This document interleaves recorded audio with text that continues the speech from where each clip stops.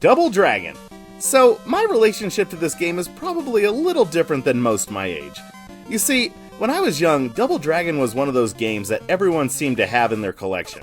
And if they didn't have it, they knew someone who did.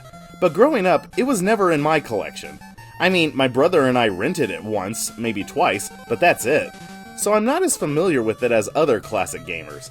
But Double Dragon follows the story of Billy Lee, who must do battle with the Black Warriors and rescue his girlfriend Marion. So it's pretty standard for the early days of beat-em-ups. You can punch and kick your opponent as they come into the screen. Not too complicated, but don't get in between two of them because that's never good.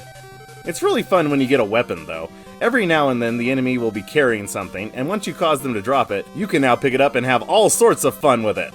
It really gives you the advantage. Also, how strong does someone have to be if they can simply punch you out of the air?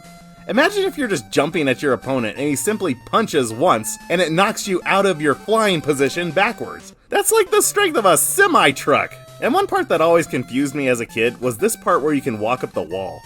At first I thought this was a way to get to the next level, but then the door opens up and that's the way you go. So, I don't know why this was included.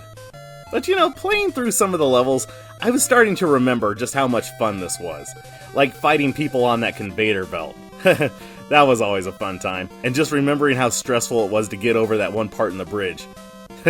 Yeah, memories, right? So, I hadn't played this game in over 30 years, and while recording this footage, I had forgotten how hard it was. Like when you have to fight two Abobos at the same time? Yeah, that was rough. Lots of lives were lost. But it's not difficult enough that it makes you want to stop playing. It's just right, and I had a great time revisiting this NES classic.